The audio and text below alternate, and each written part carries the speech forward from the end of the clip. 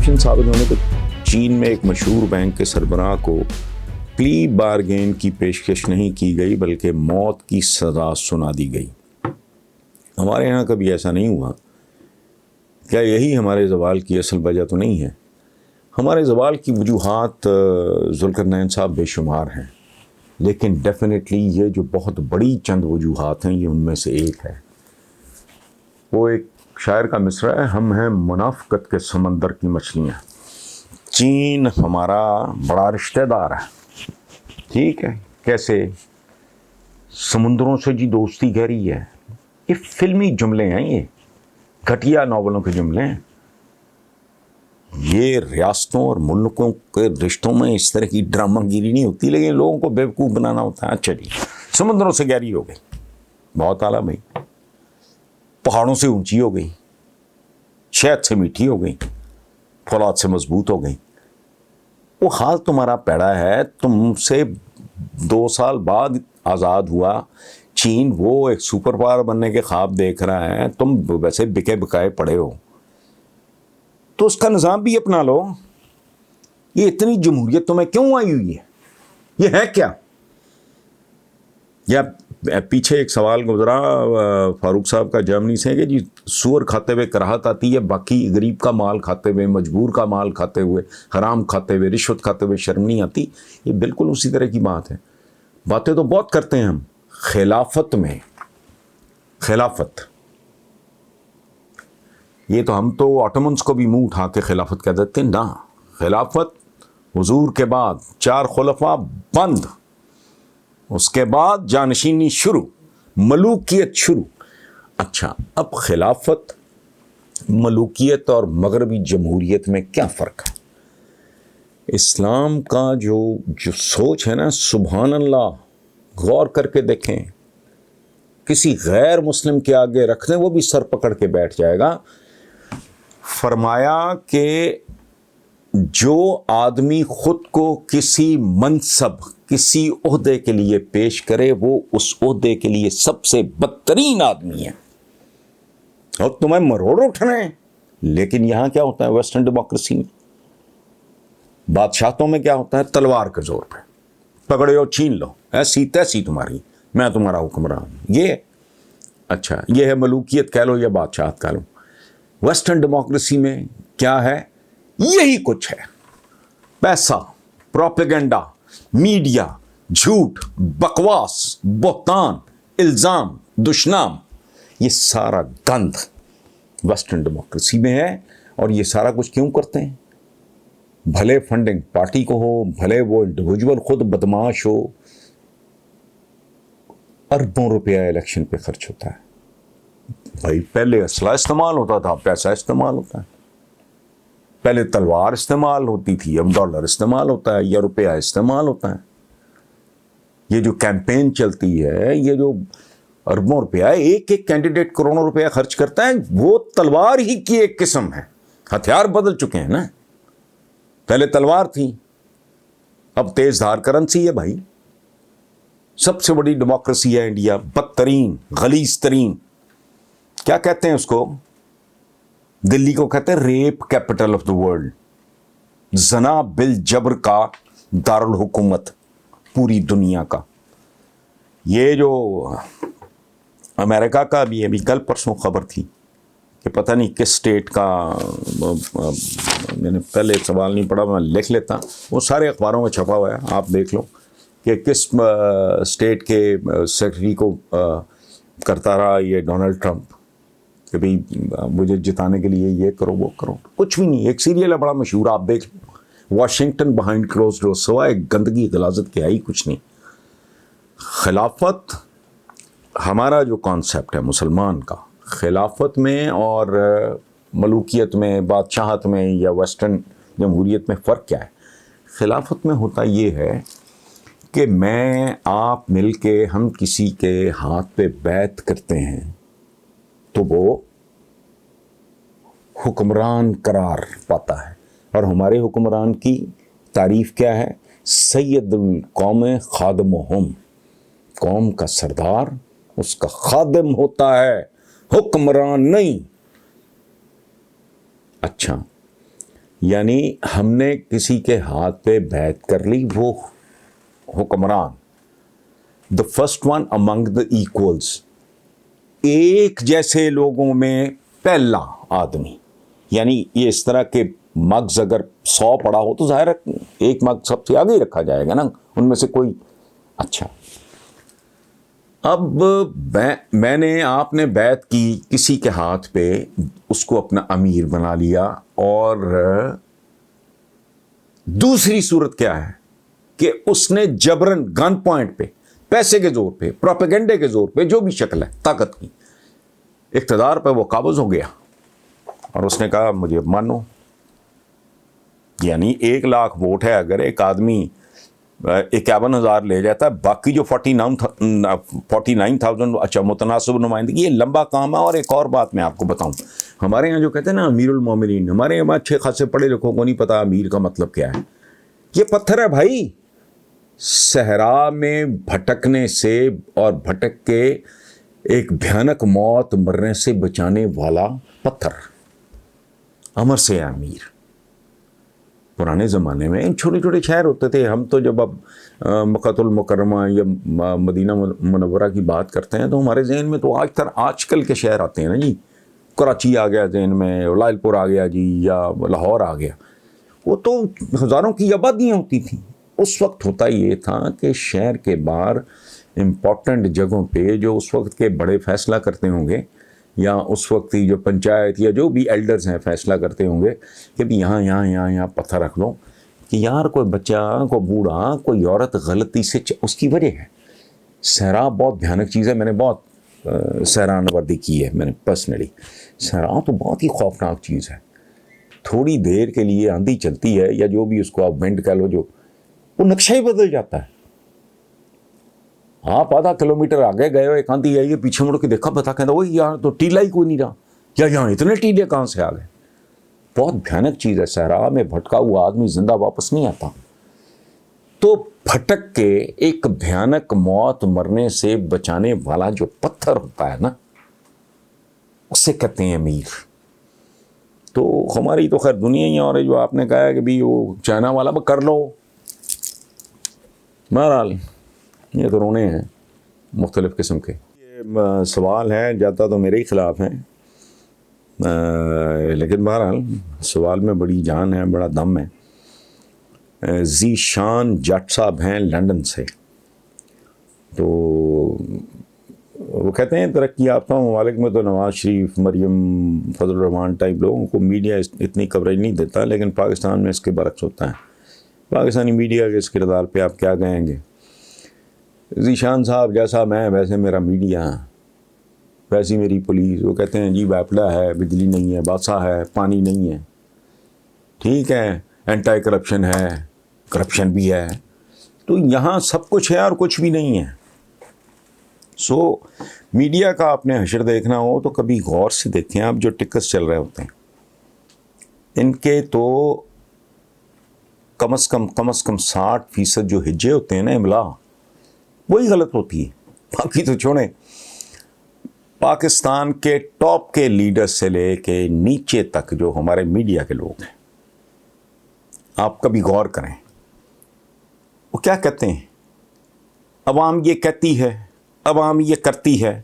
اوے عوام کیا، تو تم نے جینڈر ہی بدل دیا ہے. یعنی عوام جمع ہے عام آدمی کی. عام آدمی، کبھی سنا آپ نے کسی نے کہا ہو کہ عام آدمی یہ کہتی ہے، عام آدمی آتی ہے، عام آدمی جاتی ہے؟ نہیں.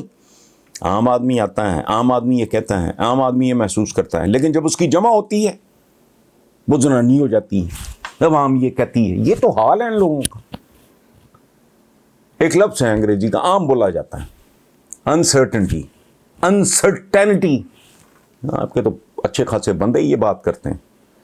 سو میڈیا کا باقی یہ جو آپ بات کر رہے ہیں، یہ تو میکرو لیول کی اور بہت بڑے لیول کی بات ہے کہ کس کو کتنی کوریج دینی یا کیا نہیں کرنا.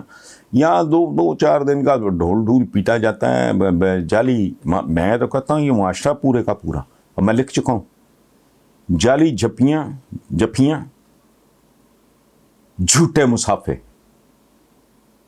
یہ بھی اس طرح ان کا ماتم بھی جھوٹ ہوتا ہے. یہ جو سانحہ ہوا تھا پتہ نہیں کون سی سڑک پہ، یہ جو کسی خاتون کے ساتھ زیادتی ہوئی، جس طرح ڈھول پیٹ رہے تھے، میں سوچ رہا تھا کہ یہ تو ہفتے بعد کسی کو یاد بھی نہیں ہونا، یہ مر گیا، وہ شہید ہو گیا، یہ ظلم ہو گیا. ایسے ماتم کرتے ہیں جیسے گھر میں کچھ ہو گیا ہو. کچھ بھی نہیں ہوتا. I am one of them. کچھ سے بہتر کون جانتا ہے. سو جیسا منہ ویسی چپیڑ، جیسے ہم ہیں ویسے ہی ہمارا میڈیا ہے، ویسے ہی ہمارا باقی نظام ہے سارے کا سارا. جیسا میں ہوں ویسے ہی میرا سیاستدان ہے. سو اس لیے آپ فکر نہ کیا کریں، یہ چمن یوں ہی رہے گا اور ہزاروں جانور اپنی اپنی بولیاں سب بول کے اڑ جائیں گے. 73 سال میں یہاں پہنچ گئے، اگلے 70 میں پتہ نہیں کہاں پہنچے ہوں گے، دیکھتے جائیں. اور بدنصیبی کی انتہا یہ ہے کہ آدھا ملک گنوانے کے بعد بھی سبق ہم نے سیکھنا تو دور کی بات ہے، ہمیں تو یاد ہی نہیں رہ گیا. یہاں جو چپڑ کناتی ہے اور چپڑ کناتنیں اٹھ کے عجیب و غریب طرح کی بات کرتی ہیں کہ جی اس سیاستدانوں کے بارے میں یوں بوں. وہ بے شرمو بے حیاؤ، وہ بندہ پوچھے تم سے وہ کتابیں ہی پڑھ لو کہ قیام پاکستان کے وقت کیسی کیسی قیامت ٹوٹی تھی، اور تمہاری کتنی بیٹیاں بہنیں بہویں مائیں وہاں رہ گئیں.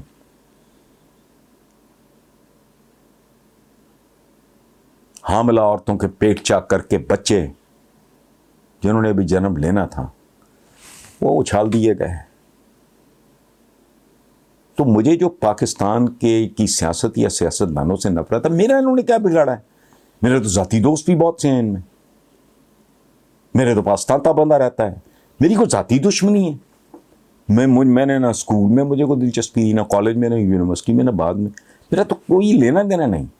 خون کھولتا ہے اس وقت کہ یار تم نے اتنا سستا بیچ دیا اس ملک کو. کوئی رانج نہیں.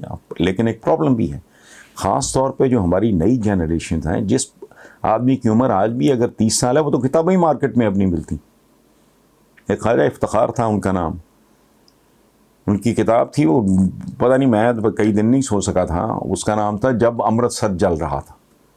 پارٹیشن کے وقت کیسا اچھا کم انہوں نے بھی نہیں کیا. میں ایسا نہیں کہ میں کوئی یک طرفہ، لیکن بندہ تو پہلے اپنا دکھ دیکھتا ہے نا. تو میں کہتا ہوں کہ تم نے اس ملک کو، ان لوگوں کی ان معصومیت کو، قربانیوں کو اتنا سستا بیچ دیا، تمہیں یاد نہیں رہا، دکھ ہی نہیں. اچھا ہوا وہ نسلیں مر گئیں. اب شاید ہی کوئی، میرا خیال ہے کوئی 1 2 4 لاکھ کو باقی بچاؤ جنہوں نے وہ دکھ دیکھے. 73 سال ہوگا پاکستان بنے. یاد تو اس کو ہوگا کہ کس کی بہن، کسی کی بیٹی، کسی کی بہو وہاں رہی اور کیا ہوا، جو اس وقت کم از کم 10-15 سال کا ہوگا. 5-6 سال کے تو بچوں کو یاد بھی کچھ نہیں ہونا. جو قیام پاکستان کے وقت 10-15 سال کا، 10 سال کا ہوگا کم از کم، وہ آج 83-85 کا ہوگا. اس کا زخم نہیں بھرا ہوگا. میری تو بہت بات کی پیدائش ہے، اس کے باوجود میں نے، چونکہ وہ جب میں ٹین ایج میں تھا تو اس طرح کے بہت قصے کہانیاں اپنے بچوں، اپنے بزرگوں سے سنے.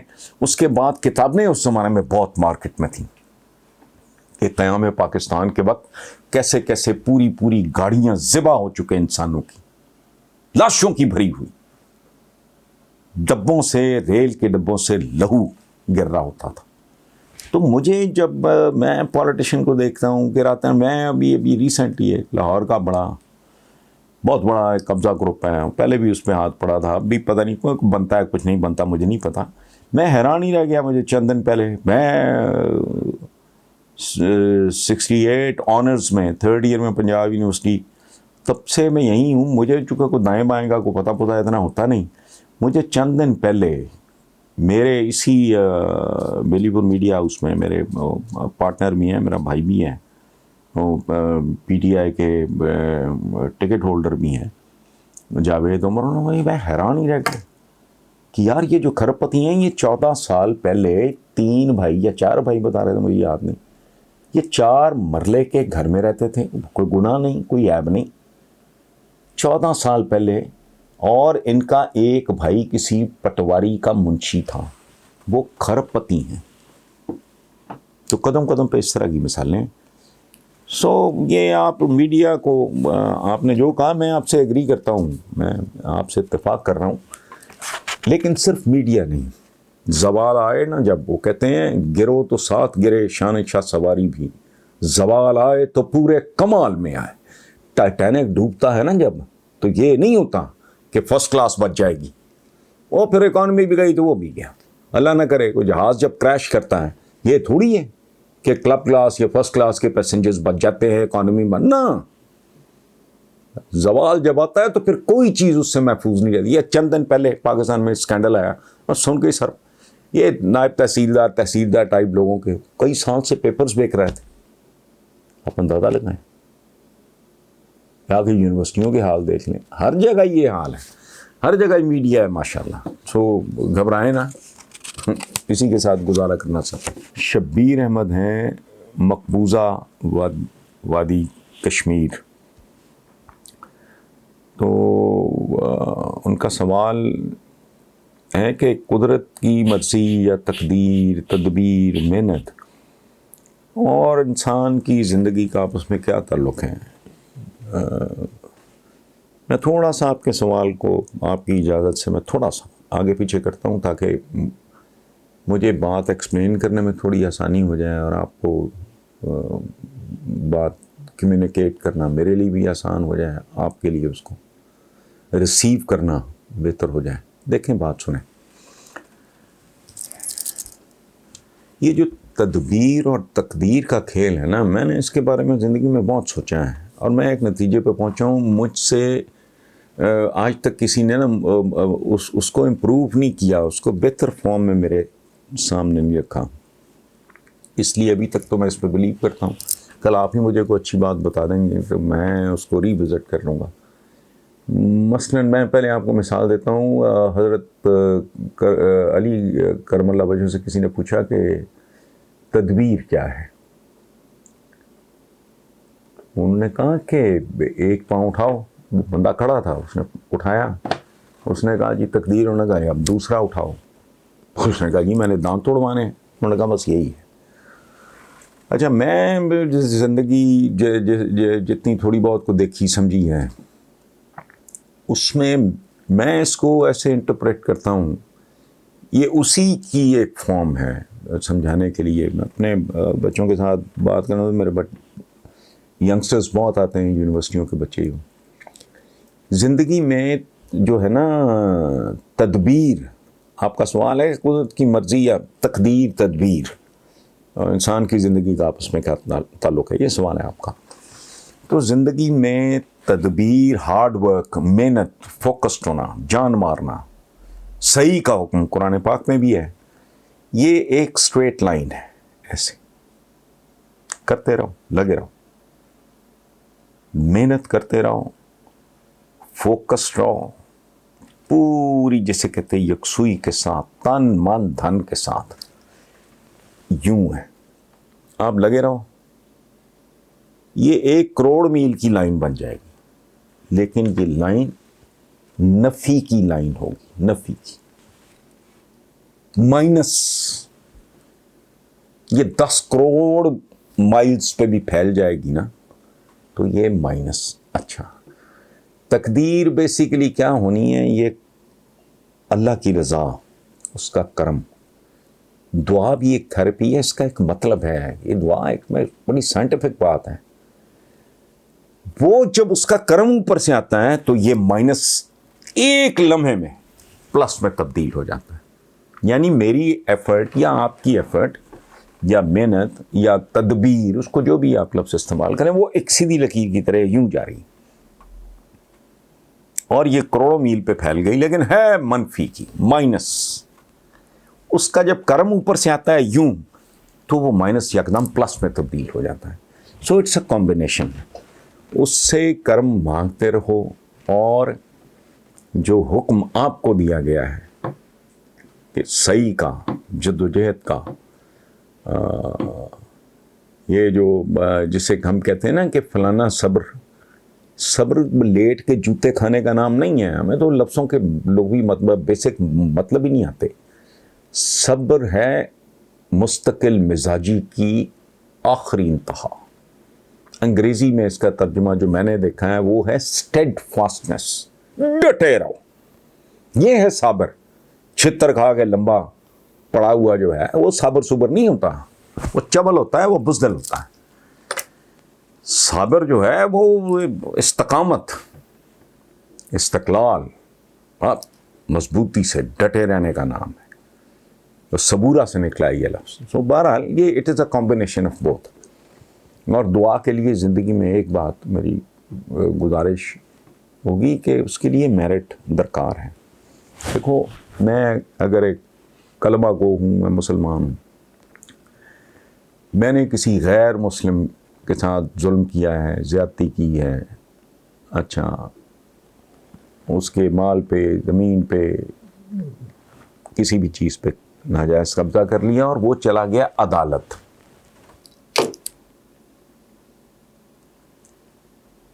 اچھا اب میں مسلمان بھی ہوں، ظالم بھی ہوں، اور مسلح پہ بھی بیٹھا ہوں اور دعائیں بھی مانگ رہا ہوں. تو مجھے بتائیں کہ وہ منصف جس کے سامنے سارے حقائق موجود ہیں، وہ فیصلہ میرے حق میں کرے گا یا اور اس مظلوم غیر مسلم کے حق میں کرے گا؟ عرض کرنے کا مطلب یہ ہے کہ دعا کے لیے بھی کوئی دلیل، ریٹ بہت ہونی چاہیے. اس کے پیچھے بھی ایک لاجک ہے، ایک وزڈم ہے. یہ عمر خضر ایک ایکسپریشن ہے نا جی. آپ کہو کسی کو موت ہی نہ آئے، مانگتے رہو ساری زندگی دعائیں. قدرت کے اٹل، اٹوٹ اور اٹل قوانین ہیں، ان کے خلاف نہیں. تو اس کے پیچھے ایک وزڈم ہے، ایک حکمت ہے. اور ایک اور اس کا ڈائمینشن بڑا خوبصورت ہے، میں نے کہیں پڑھا تھا کہ دعا طاقت ہے. اس کی وجہ ہے کہ جب آپ اپنے رب سے کچھ مانگتے ہو اور آپ ناکامی ہوتی ہے تو حوصلہ نہیں ہارتے. اچھا اگر کامیاب ہو جاتے ہو تو آپ کا دماغ نہیں خراب ہوتا. آپ سمجھئے نا، آپ تکبر میں مبتلا نہیں ہوتے کہ پروردگار تیرا کرم. اگر شکست ہو گئی تو پھر تگڑے ہو گئے، اچھا مالک تیرا اشارہ ہے کہ میں زیادہ محنت کروں، زیادہ ہمت کروں. تو یہ اس طرح کا بہرحال تدبیر اور تقدیر جو میری سمجھ میں آیا میں نے ایکسپلین کر دیا.